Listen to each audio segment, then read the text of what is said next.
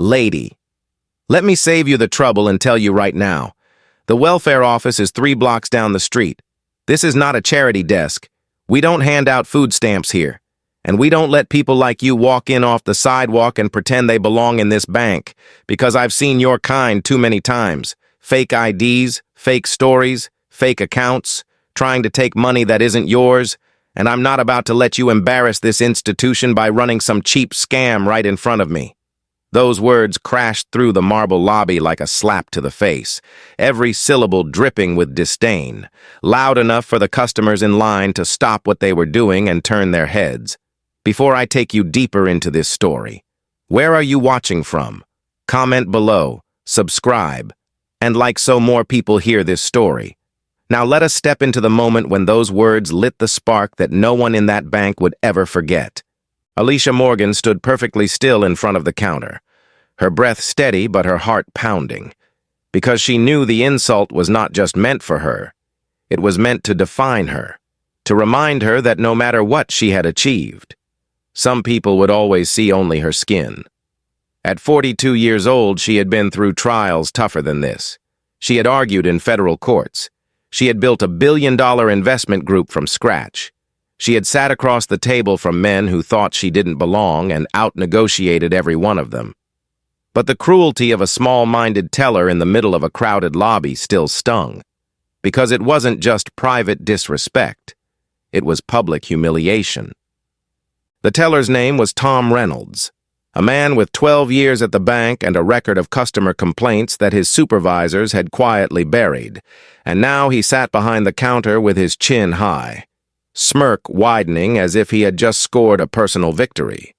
The kind of man who fed on the laughter of strangers at someone else's expense. He leaned back in his chair, enjoying the silence he had created, while customers in line whispered among themselves, some shaking their heads, others chuckling nervously, as if the scene were entertainment. Alicia did not let her composure slip. She placed her leather portfolio on the counter, opened it, and laid out a withdrawal slip she had filled out in neat block letters. Her voice, measured and calm, carried across the lobby. "I would like to withdraw $50,000 from my account." For a split second, the room held its breath. And then Tom laughed, a harsh sound that echoed off the walls. $50,000? That's rich. You couldn't possibly have that kind of money. What is this? Some sort of game? He crumpled the slip slightly in his hand, treating it like garbage. Let me guess. You're going to tell me you're a business owner, a CEO, maybe a big shot investor. I've heard that line too many times. Save it. The words dripped with sarcasm, with the unspoken message that someone like her did not belong among what he considered real clients. Alicia looked at him, unflinching. Her eyes didn't narrow, her mouth didn't move, but inside she cataloged every detail, every gesture, every word, because she knew patience was her sharpest weapon. She reached into her purse, drew out a platinum banking card bearing her name embossed in silver letters, alongside her state driver's license, and placed both on the counter. "My account number is there. You can verify it immediately." Tom picked them up with 2 fingers, holding them high like tainted evidence. "Fake IDs are everywhere," he said, his voice pitched so everyone could hear. "And these platinum cards are a dime a dozen on the street. You really think you can pass this off on me? Not a chance." Around them, the tension thickened. A woman in line leaned to her companion and whispered, "They should call security." An older black man sitting in the waiting chairs clenched his jaw, shaking his head slowly. But he said nothing, perhaps weighed down by too many memories of scenes like this. And in the back, Rachel Kim, a young journalist with sharp instincts, pulled out her phone and quietly tapped the Go Live button. Her caption was simple: "Banking discrimination happening right now." Within moments, a dozen people were watching, then 100, then 1,000, as strangers on the internet tuned in to see what was happening in a New York bank lobby at lunchtime. Alicia could feel eyes on her from every corner, But she refused to be broken. She spoke again, evenly. I have been a customer of this bank for over 10 years. You have everything you need to confirm my account. Please process my withdrawal. But Tom wasn't listening. He was performing. He spread his arms wide, gesturing at the crystal chandeliers above. This is Continental Trust Bank, he declared. A place for serious clients with serious money, not a check-cashing corner store. His words, meant to degrade, reverberated through the lobby. Some customers nodded approvingly, convinced he was simply protecting the bank. Others frowned, recognizing bias for what it was. Rachel's phone captured every expression, every pause, every cruel laugh. The livestream comments began to flood in. This is disgusting. Where is this bank? Name and shame. Within minutes, the story was escaping the marble walls and racing across the digital world. Alicia stood motionless, a storm of humiliation around her.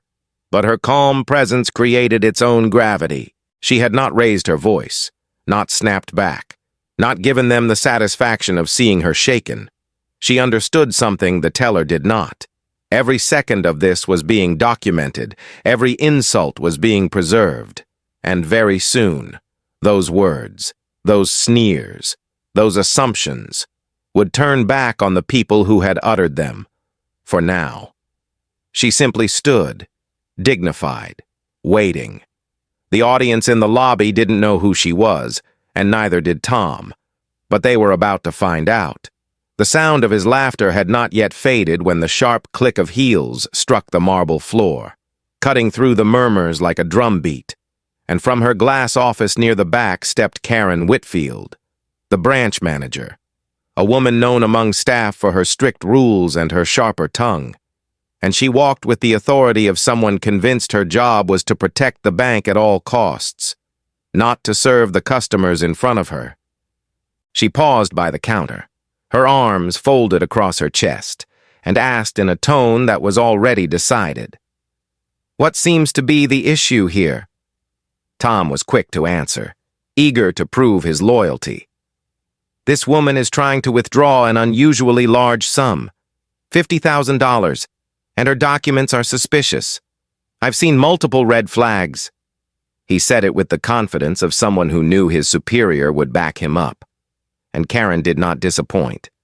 Her eyebrows rose high, her lips pursed, and she gave Alicia a look that was both dismissive and rehearsed. "That does sound unusual," she said, turning to Alicia. "Ma'am, do you have proper identification? And can you provide employment verification? We require strict procedures for transactions of this size." Her voice was cold, deliberate, and loud enough for every customer within earshot to hear. Alicia kept her composure, sliding her driver's license and her bank card across the counter once again, her hands steady. "Everything you need is right here," she said simply. But Karen did not even glance at them, instead exchanging a knowing look with Tom, a look that spoke volumes, a look that said, "We will not be fooled today." "Ma'am, anyone can print fake cards these days," she continued. "We have to protect the bank from fraud. I'll need employment verification, tax returns, and a written explanation of what you plan to do with the money." The words fell like bricks, heavy and humiliating, designed to stall and to intimidate. A few customers shifted uncomfortably. One young man near the loan officer's desk muttered, "This is ridiculous. She gave you ID." But Karen silenced him with a sharp glance and a curt, "Sir, please don't interfere with bank security procedures." The atmosphere grew tense, the line of customers splitting into two camps, some nodding in agreement with the staff, others shaking their heads at the injustice unfolding before them. Rachel Kim's live stream kept running, her phone steady in her hands, the viewer count climbing past 3,000, comments streaming in faster than her eyes could read. "This is discrimination. Call the news. Where is this bank?" Screenshots of Tom's smirk and Karen's dismissive stare were already being shared on social media. Alicia stood firm, her voice calm though the weight of humiliation pressed down on her. I have been a client here for more than a decade. My account is in good standing. You can confirm it in your system in less than a minute. Karen shook her head slowly, her voice rising. We have protocols, ma'am, especially with certain accounts. These measures are for everyone's safety. The phrase hung in the air like poison, and the crowd seemed to understand exactly what she meant. Certain accounts, certain types of customers. Rachel zoomed in, catching the glance Karen shared with Tom, capturing the way they leaned together as if united in their suspicion. From the back office, a new figure appeared, tall and broad-shouldered. The security guard, James Carter, his expression unreadable as he approached the counter. He had worked this branch for a decade, had seen tempers flare and customers get loud, but he had never liked these moments when management called him out not for safety, but for intimidation. We may need your assistance, James, Karen said, her voice deliberately loud. This could be a fraud case. The words rippled across the lobby, and more phones lifted. More cameras captured the scene. Alicia's phone buzzed in her purse, a reminder of the conference call she was supposed to join later that afternoon with the Federal Reserve. But she silenced it without looking, refusing to give them the satisfaction of seeing her distracted. Tom leaned back in his chair again, sighing theatrically. Look, lady, I see this every week. People with sob stories, fake documents, trying to smooth talk their way into quick cash. But it doesn't work here. This is Continental Trust, not a corner store. A middle-aged woman behind Alicia nodded in agreement, whispering to her friend. Good thing they're careful these days. All sorts of scams out there. But others were not convinced. An elderly black man shook his head, muttering. Same story every time. His words carried the weight of decades of quiet battles, but still he did not step forward. Alicia placed both hands on the counter, her posture steady. She did not raise her voice, did not argue. Instead, she let the silence speak, her dignity filling the room even as Tom and Karen tried to strip it away. Rachel's live stream had crossed 5,000 viewers now. Comments pouring in. This is disgusting. Sue them. We're watching live. Somewhere across the city, journalists began taking notice, embedding the feed into their websites. A storm was building, but inside the lobby, all anyone could feel was the standoff. Karen checked her watch, irritation flashing in her eyes. She had a management meeting in less than an hour. Yet here she stood, unwilling to let go of the performance she and Tom had begun. She gestured toward the waiting area by the security desk. Ma'am, I'm going to have to ask you to step aside while we complete verification. This could take some time. The words were delivered with false courtesy, but the meaning was clear. Sit down like a suspect while the real customers do their business. James Carter shifted uncomfortably, glancing at Alicia, then back at his manager, his conscience pulling against his orders. Alicia did not move. She looked at Karen, then at Tom, then at James, and her silence carried more weight than shouting ever could. Rachel's phone screen showed more than 7,000 people watching, the hashtag #BankingWhileBlack beginning to trend. Customers in the lobby whispered to one another, sensing they were witnessing something larger than a routine bank visit, and through it all, Alicia remained calm, steady, composed, letting the weight of their bias pile higher and higher, knowing that every word, every gesture, every insult was being preserved for the world to see, knowing that the moment for revelation was coming, and when it did, no one in that building would ever forget what happened next. The lobby was already heavy with tension when the sound of the executive elevator doors sliding open turned every head, and out strode Michael Grant, the regional director for Continental Trust, a man in his 50s with silver hair combed flat against his scalp and a reputation for handling crises by burying them deeper rather than solving them. His expensive suit seemed to announce his authority before he spoke, and as he walked briskly across the marble floor, the staff straightened as if salvation had arrived. Tom Reynolds was the first to speak, almost giddy with relief. "Mr. Grant, we've got a situation here, potential fraud, large withdrawal, suspicious documentation, multiple red flags." And Karen Whitfield chimed in with practiced certainty. "She's insisting on $50,000 without providing adequate verification. We're following protocol, but she's refusing to cooperate."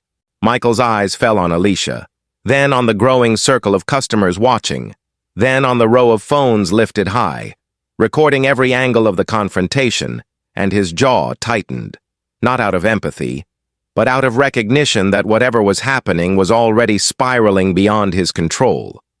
Yet he did what he always did. He chose to project authority, his voice booming across the lobby. "Ma'am, I am Michael Grant, Regional Director for this bank, and I take potential fraud very seriously. These elaborate schemes are becoming more common, and it is my responsibility to protect this institution." His words carried a presumption that guilt had already been decided, that Alicia was not a valued client but a suspect in a crime that existed only in their minds. And the crowd absorbed the performance, some nodding along as if reassured, others whispering in disgust. Alicia stood motionless, her leather portfolio resting on the counter, her ID and platinum card still untouched where Tom had set them aside. And when she spoke, her voice was calm but steady. "There is no confusion. Mr. Grant, I am requesting to withdraw money from my own account. You have everything you need to verify it." Michael's lips tightened, his tone sharpened. "Ma'am, identity theft and document forgery are sophisticated these days. We cannot take risks. Transparency is important, and the public should see how we protect against fraud."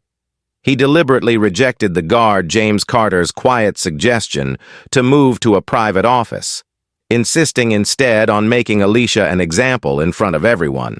Rachel Kim's live stream surged past 12,000 viewers, the comments exploding with outrage, civil rights lawyers typing in real time, journalists embedding the feed into breaking news pages, strangers demanding accountability. And still, Alicia did not flinch, her hands resting gently on the counter as if steadying the entire room with her composure. Tom and Karen hovered beside Michael like lieutenants, their faces smug with the certainty that they were untouchable, that authority was on their side. And yet unease flickered in Michael's eyes as he noticed the cameras multiplying, customers whispering about discrimination, the young professional in the corner demanding to see the policy that required this treatment, the elderly black man muttering that he had seen this play before. Michael raised his hand to silence the murmurs. "Ma'am, until we receive additional documentation, tax returns, employment verification, and a full affidavit explaining the source of these funds, we cannot proceed with this withdrawal. You may wait in the designated area while we complete our process." His words were deliberate, humiliating, a public order to sit like a criminal waiting for judgment. And still, Alicia did not move, her eyes fixed on him, her silence more powerful than defiance, because she understood that every insult was now evidence, every delay another layer of exposure, every gesture another piece of proof for the world already watching.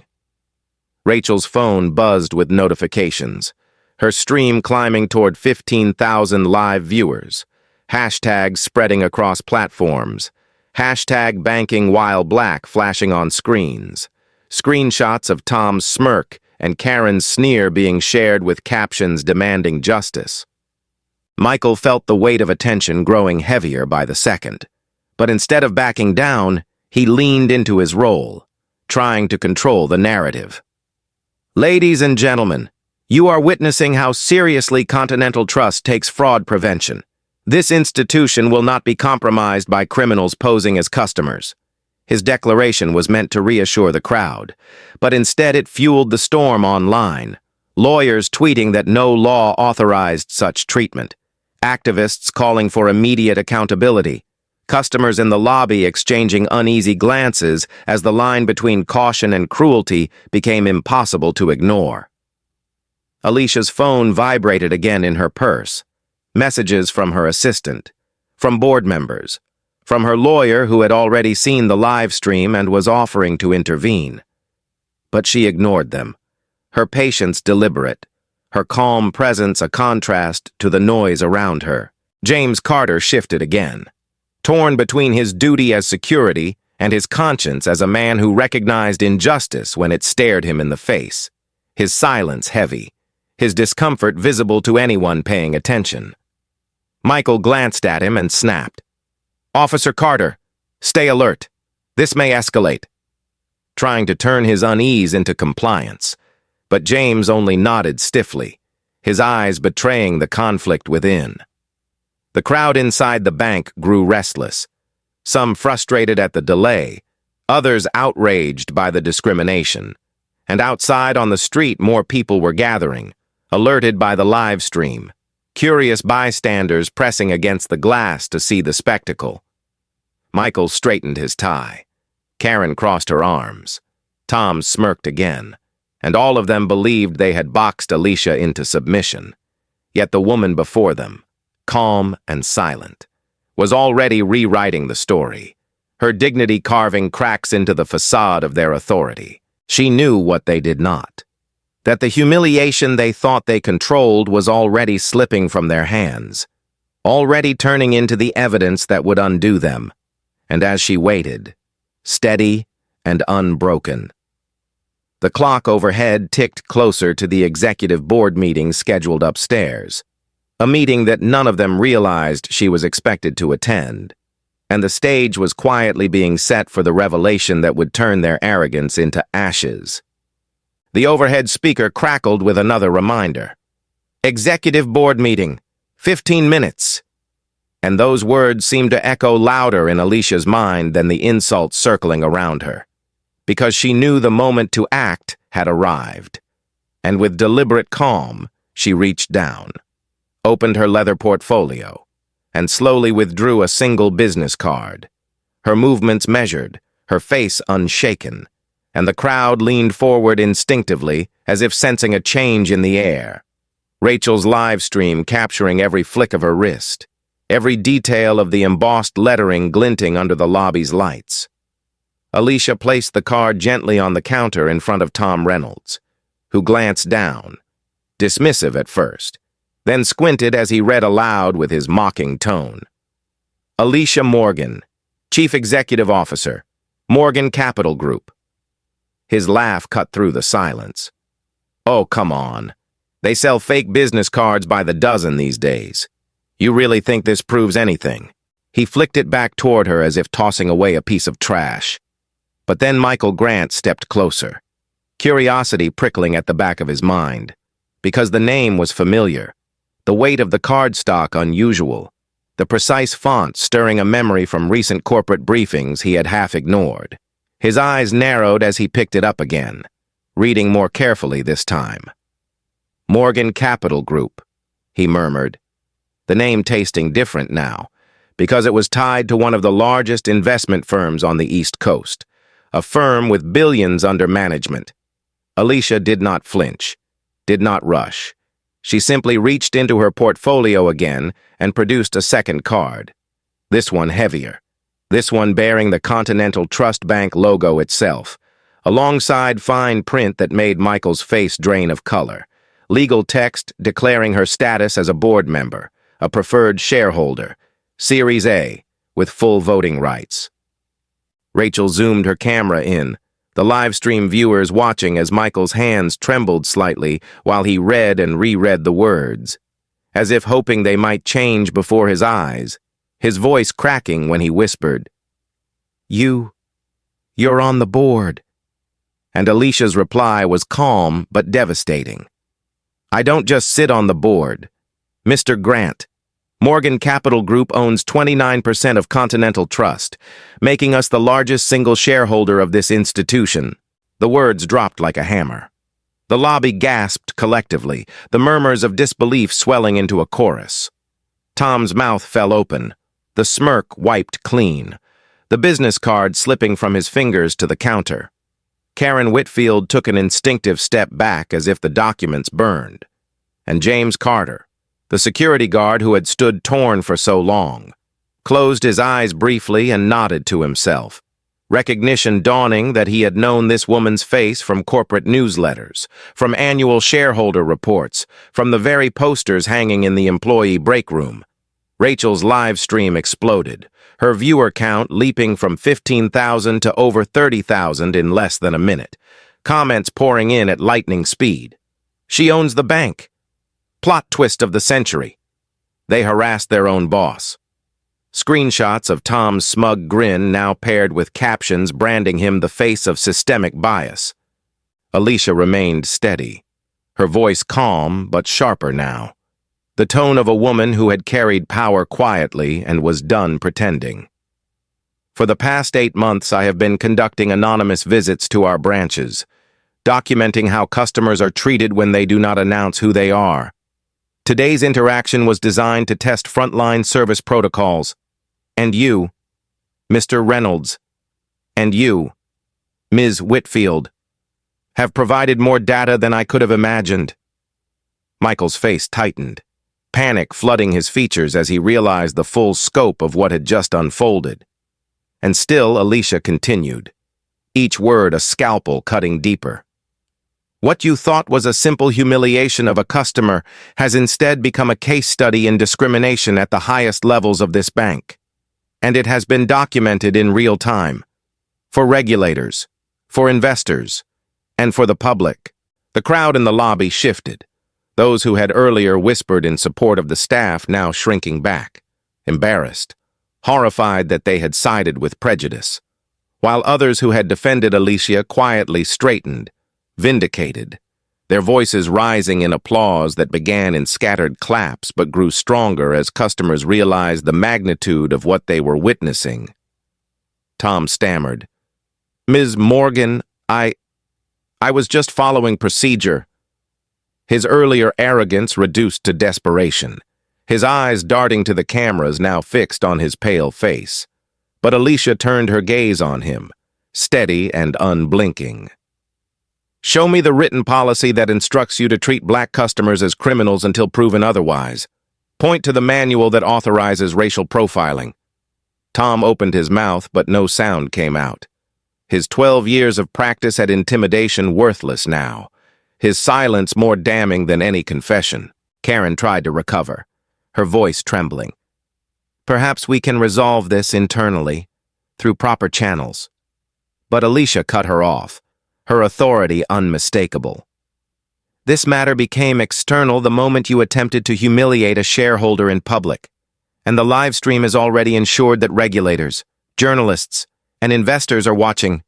She tapped her phone, showing notifications from Washington. Congressional staffers already alerted, regulators already informed. Michael wiped his forehead with the back of his hand, realizing too late that the story had already escaped.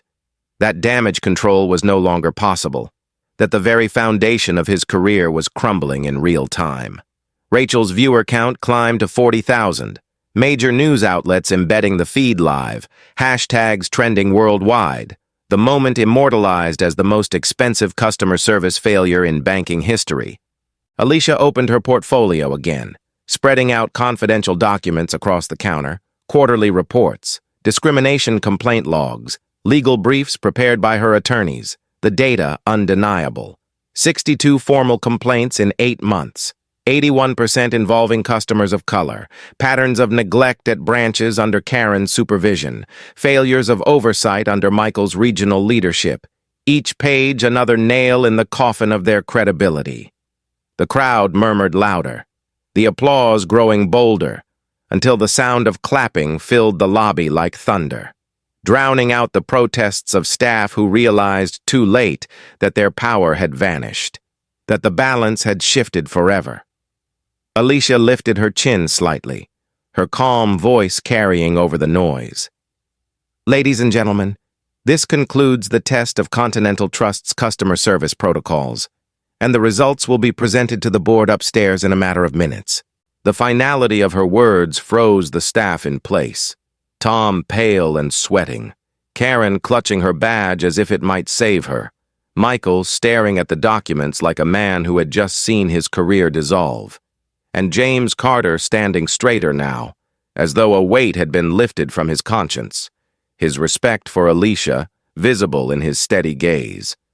Rachel whispered into her phone. "She owns the bank," her voice shaking with excitement, the comments on her stream scrolling too fast to read. The world outside now fully aware that a simple withdrawal had turned into a reckoning. And Alicia, calm as ever, gathered her papers, slid them back into her portfolio, and with one last steady look at the staff who had tried to diminish her, she turned toward the elevator, the applause following her like a rising tide, the sound of justice beginning to take shape in the very heart of the institution that had tried to deny her dignity. The elevator doors had barely closed behind Alicia when the overhead speaker blared again. "Executive board meeting in 10 minutes." And the words rattled around the marble lobby like a warning bell. Yet she did not hurry. She turned back toward the counter and laid her portfolio open wide for everyone to see, spreading pages across the polished surface, quarterly reports, discrimination logs, federal compliance memos, each one stamped confidential, and her voice was calm but carried the sharp authority of a woman who knew both the law and the numbers better than the people standing frozen before her. "Federal law is clear," she said. "The Equal Credit Opportunity Act prohibits discrimination in any aspect of a credit transaction. Penalties can reach $500,000 per incident. And the Community Reinvestment Act requires banks like this to serve all segments of the community equally. Ignoring these laws exposes this institution to federal investigation and crippling sanctions." She tapped a report with her finger, her tone unwavering. "In the last 8 months, this bank has received 62 formal complaints of racial discrimination. 81% involved Black or Latino customers, and nearly all were dismissed without action. Today's events are not isolated. They are part of a pattern." Her phone buzzed again, and this time she lifted it high so the cameras could see. The live stream now well past 50,000 viewers. Notifications pouring in from regulators, congressional staffers, and civil rights attorneys.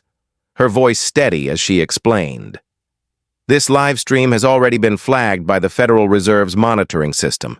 The Office of the Comptroller of the Currency has been notified, and members of the House Financial Services Committee are watching as we speak." Tom Reynolds swallowed hard, sweat glistening on his forehead. Karen Whitfield tried to hide her shaking hands by clutching her clipboard, and Michael Grant stood stiff, his face pale as the reality of legal exposure began to sink in. But Alicia was not finished. She gestured toward the massive LED screen mounted on the lobby wall that displayed real-time financial data, and as if on cue.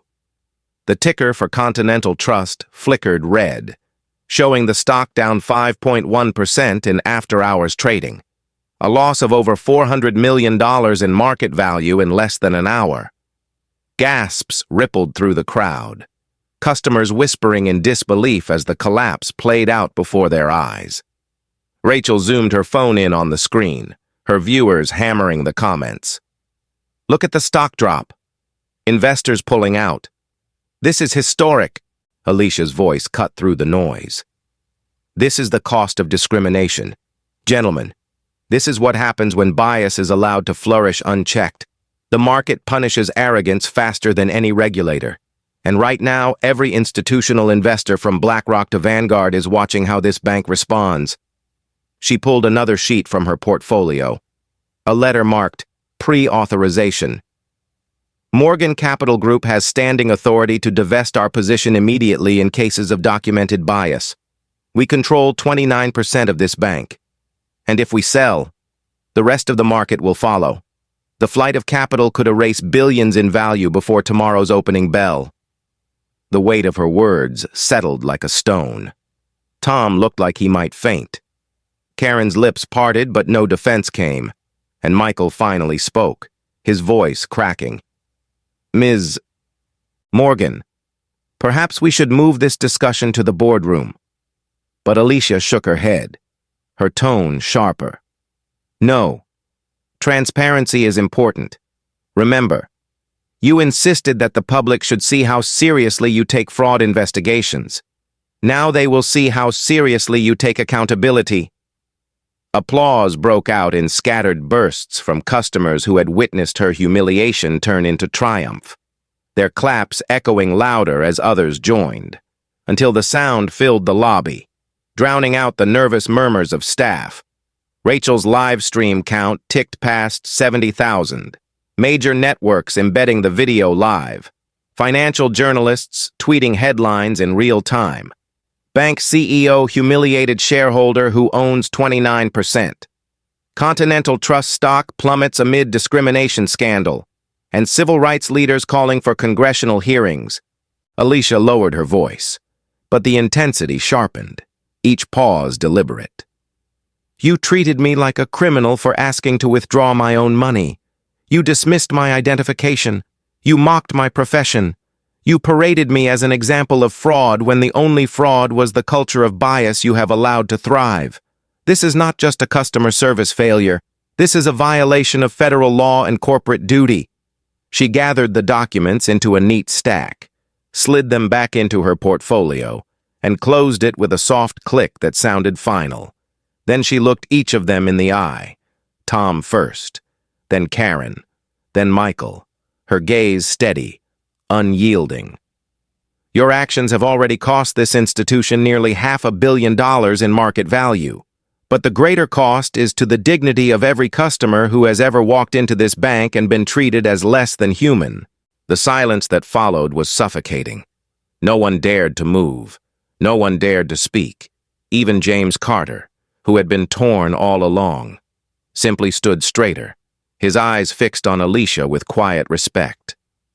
The elevator chimed again, another reminder for executives to report to the boardroom, and Alicia turned toward it with unhurried grace, the applause rising once more behind her, louder this time, filling the grand lobby with a sound that felt like judgment, like vindication, like history being written in real time. The boardroom on the top floor was designed to intimidate, a long mahogany table gleaming under recessed lights, leather chairs lined like sentinels, walls hung with oil portraits of former presidents of the bank. But as Alicia Morgan stepped inside, portfolio in hand, escorted not by deference but by the thunder of applause still echoing from the lobby below, the power dynamic shifted in an instant, every executive in the room rising to their feet more from shock than respect, because they knew by now what the world knew, that the woman they had just watched humiliated on a live stream was not an ordinary customer, but the largest shareholder of Continental Trust, a woman who held in her hands the fate of the institution itself. David Monroe, the bank's president, stood at the head of the table, his usual composure strained, his eyes darting from the television screen on the wall, broadcasting Rachel Kim's live feed, to the stack of documents Alicia placed firmly before him. Ms. Morgan, he began, his voice low. This is an unprecedented situation.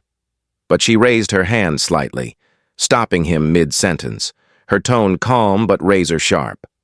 Unprecedented situations require unprecedented accountability, and accountability begins here, now. She turned first toward Tom Reynolds, who had been escorted upstairs by Karen in a desperate attempt to contain the fallout, his face pale, his body trembling as he clutched the edge of the table, and her words cut through him with the precision of a scalpel.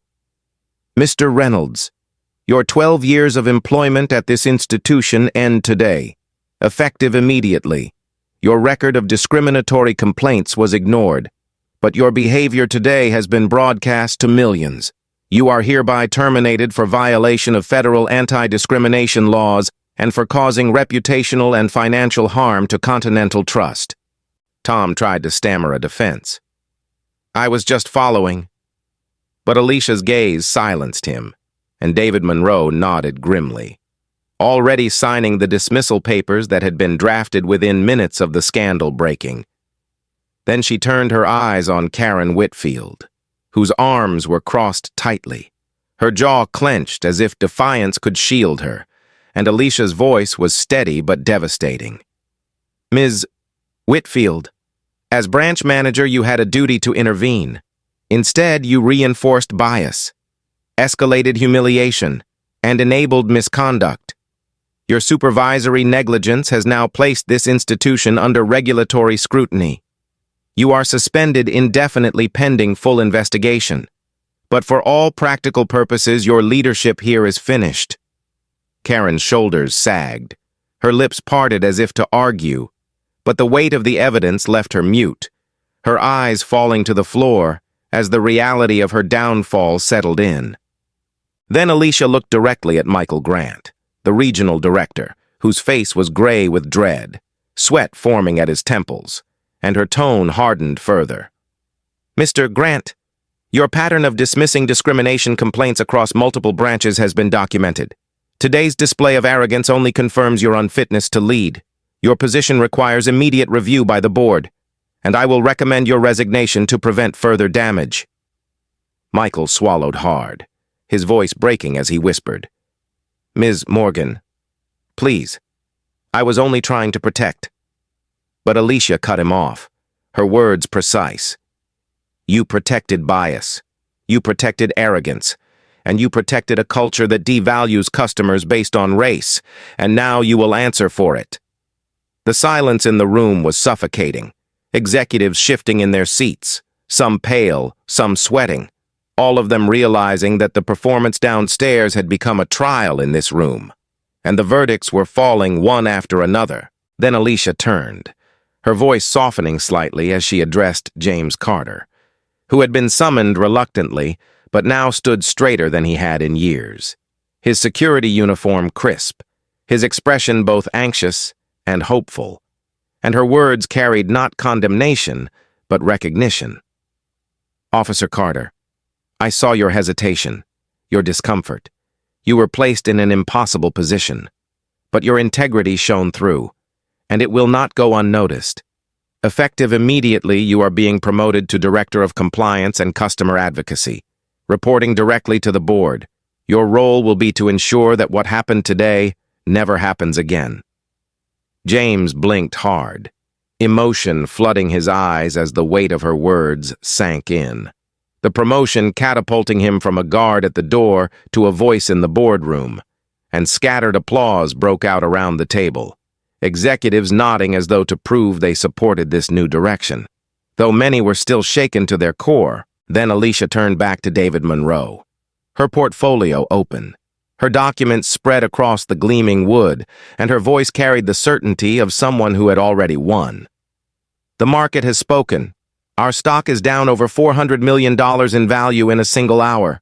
Regulators are already circling, investors are demanding answers, but we can still salvage trust if, and only if, we take immediate and decisive action." She laid out her terms with the precision of a courtroom argument, each point a nail hammered into the old culture.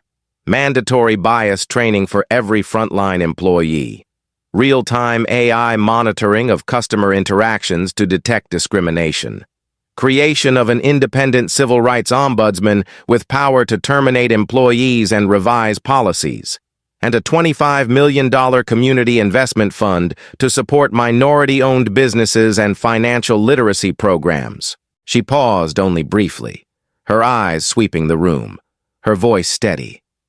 "This is not negotiable. This is the cost of survival.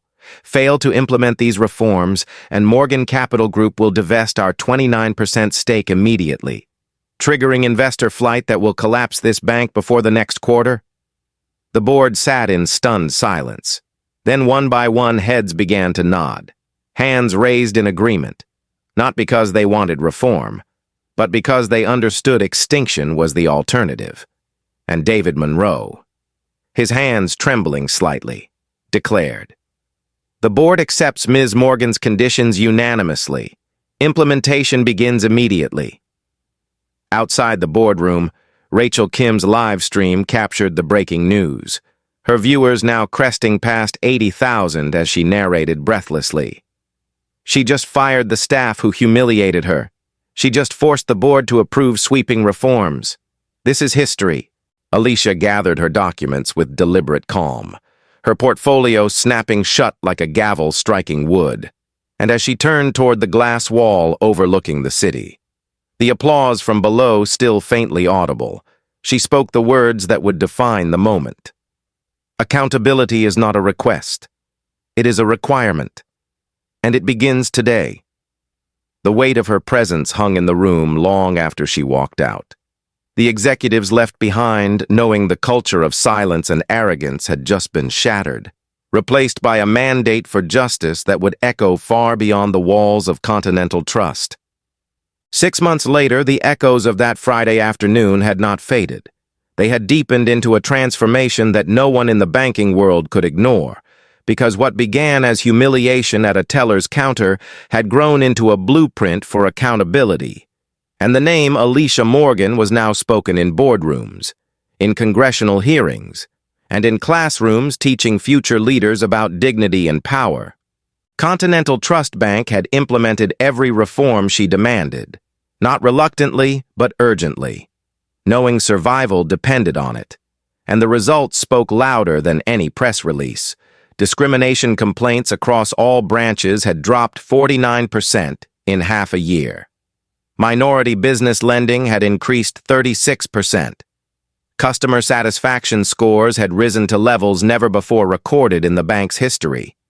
And the stock price, which had collapsed nearly $500 million in hours, not only recovered but surpassed its previous high, rising almost 9% above pre-scandal levels as investors rewarded the institution for its visible commitment to change. The AI system Alicia required had been launched nationwide, quietly monitoring thousands of daily interactions, flagging language patterns that suggested bias, alerting supervisors within seconds, and more than once preventing another disaster before it began. And the independent ombudsman she appointed, a former Justice Department attorney named Angela Rivers, had already investigated and resolved dozens of cases. Her reputation for uncompromising fairness, restoring confidence among customers who had long felt ignored. The $25 million community investment fund had gone into action, supporting small Black and Latino-owned businesses, funding financial literacy programs in schools and churches, and creating opportunities that touched neighborhoods far from Manhattan's marble towers. And each month, new stories emerged of families opening businesses, young people securing loans, and communities gaining tools they had been denied for generations. Inside the bank itself, the culture was unrecognizable.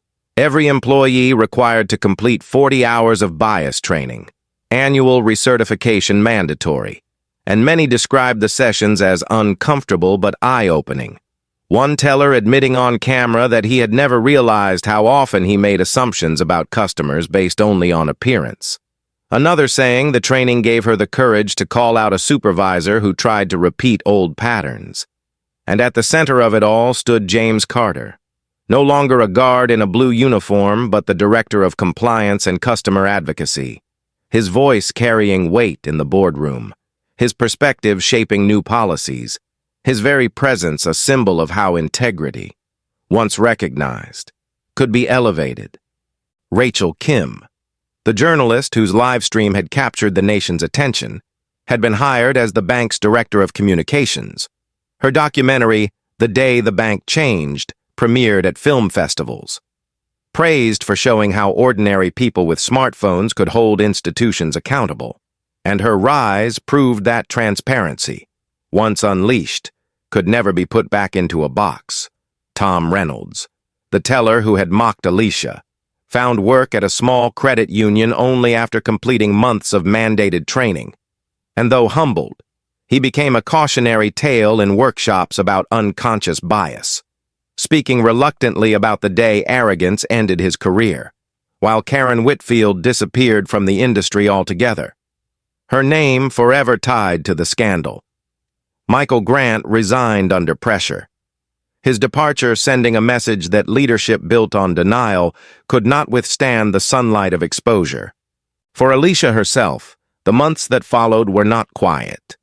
She testified before Congress about systemic bias in financial institutions, her words quoted across the nation. When discrimination becomes expensive, institutions change, not because they suddenly find morality, but because survival forces them to evolve. She spoke at Harvard Business School, telling students that dignity was not negotiable. And at the Global Banking Equality Summit, she reminded executives from around the world that reform was not charity, but necessity.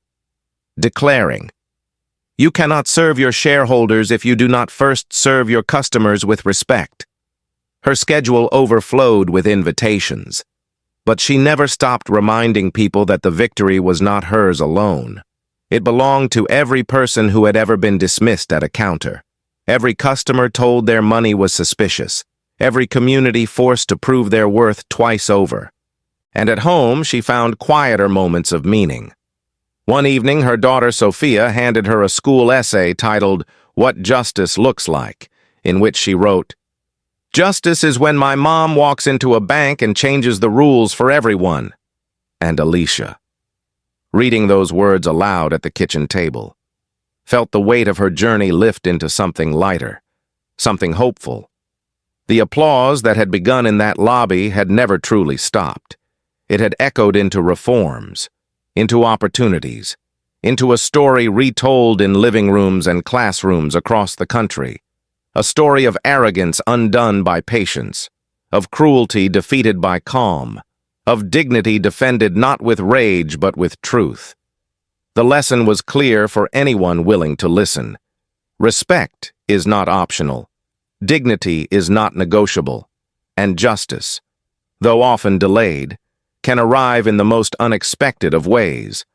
Sometimes with the simple act of a woman sliding a withdrawal slip across a counter and refusing to be diminished.